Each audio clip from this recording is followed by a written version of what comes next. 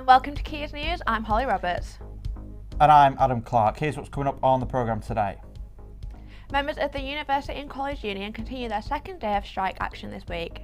We've been on strike as the UCU, the University College Union, for about 4 or 5 years. It's 2018, and the issues haven't gone away. They've got worse, they've been exacerbated.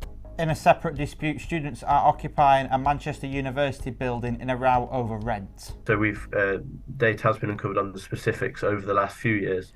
For example, since 2004, Uni of Manchester halls have increased by 40% above inflation. And join me live at the University of Manchester as a racism row begins to escalate.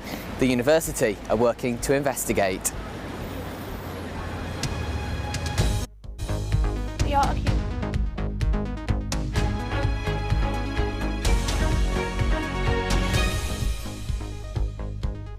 A 22-year-old man has been arrested by Salford police following the stabbing of a 39-year-old man in Oakhill Court, Broughton, yesterday evening.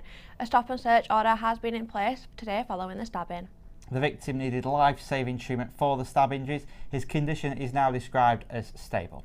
Now, the University of Manchester say they're investigating allegations of racism by a staff member. Students published an open letter claiming the lecturer used offensive racist slurs during teaching. The letter claims students were left in tears after the incident. Our reporter George Ike is live outside the University of Manchester for us this afternoon. Yes, good afternoon. It follows allegations of racism against a member of staff in the French department here at the School Arts of Language and Culture just behind me. Now, students have walked out of French lectures in protest and have published an open letter to the university and to the head of the School of Arts, Languages and Culture. The open letter is incredibly detailed with over 9 pages in total. 6 of those are the letter and 3 are a timeline which dates back to the first incident on the 25th of November 2021, so really spanning some time there, Adam and Holly. Accusations against the teacher in question include using racialised language and offensive slurs. The students allege that in feedback by this member of staff, they were told that they shouldn't be using academic work as a platform for personal exasperation or indignation around racism. The university released a statement to Quays News late last night. A University of Manchester spokesperson said, "We have been made aware of the letter and the events during the lecture, and we are investigating as a priority.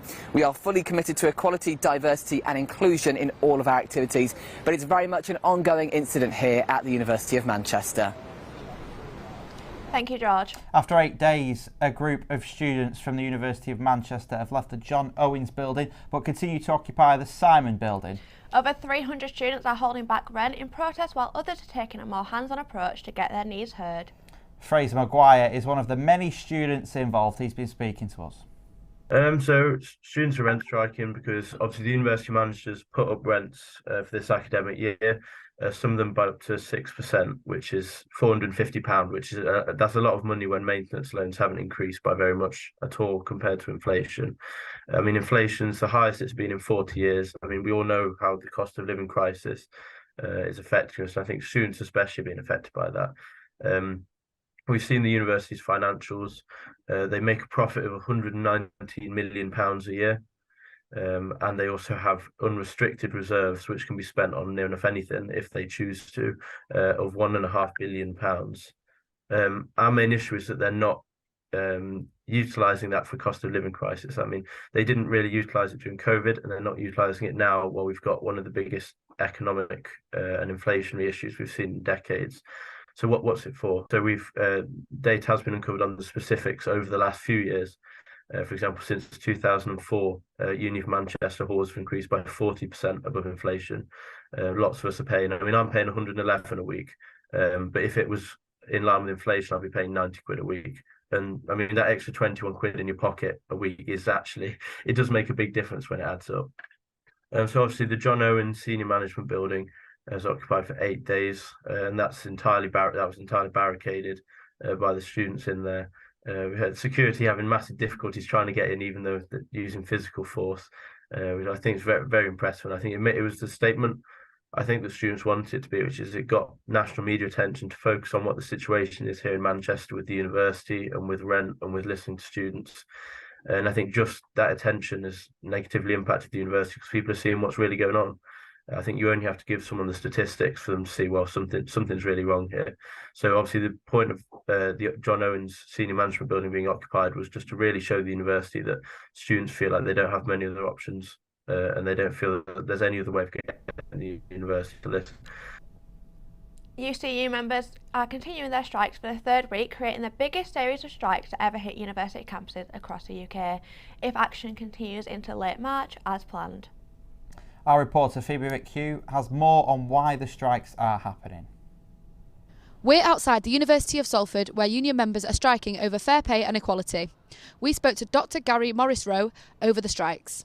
We're striking because enough is enough, isn't it really? We've been on strike as the UCU, the University College Union, for about 4 or 5 years. It's 2018, and the issues haven't gone away. They've got worse. They've been exacerbated. The main issues, the key issues, are the disparity of pay between men and women in the sector. Also, there's a disparity of pay, huge disparity of pay between disabled people and able-bodied people, and also between black people and white people. Also, there's massive casualisation in the sector, which means that you've got lecturers, your lecturers, student lecturers, that are on pretty much 0 hours contracts, so they're only paid to work in the class, so they don't get paid over summer, they don't get paid over Easter, they don't get paid over Christmas. Any of the extracurricular tutorials that are done, where you have to give extra support, that's done for free. All the emails that are exchanged, that's all done for free. You don't get paid for any of that. We've got since 2009 lecturing staff have experienced a 25% pay cut in real terms, because of inflation and pay stagnation. But none of us want to strike. We're fed up of it. We've been striking for ages. We've got 18 days of striking now. We're doing it. We're kind of trying to keep our spirits up. It costs us money because we don't get paid. Also, we want to teach. We work in higher education because we want to teach, and it takes this kind of action to get the Vice Chancellor's bodies, the UCA and the Universities UK, round the table, which is really frustrating, because what kind of people are this? Why do we need to do this for you to actually address, which is clearly an injustice? We spoke to some students who voiced their concerns about the strikes. I mean, obviously they inconvenience us, but strikes are meant to inconvenience people, and people should have their own right to strike, so. And I think, I was reading about it actually, I think the anger should not be put towards them, it should be put towards the university, well, not this university, but the whole organisation who's not treating them well. Over 70,000 union members are continuing to strike over the next 4 weeks, and if all strikes go ahead as planned, it will be the biggest set of strikes to ever hit university campuses across the UK. Phoebe McHugh, Quays News. Now for sport. The Salford Red Devils are set to kick off their season tomorrow with their first game, where they'll face the Lee Leopards at 8 o'clock. Manager Paul Rowley admitted that he only had 19 members of his squad available to play the game. The University of Salford women's football team were victorious yesterday following their 4-3 win against their biggest rivals and current table toppers Chester. The team scored a stunning free kick outside the penalty box in the final minute of the match, and with 3 games remaining, the team have a chance of winning their first title. Manchester City regained the top spot in the Premier League last night following a 3-1 victory against Arsenal. A first-half goal from Kevin De Bruyne took City into the lead, with Bukayo Saka levelling the score just before half-time after slotting home a penalty. Second-half goals from Jack Grealish and Erling Haaland gave City a huge chance at retaining their 3rd Premier League title in 3 years. And finally, Manchester United are set to take on Barcelona tonight in the Europa League round of 16.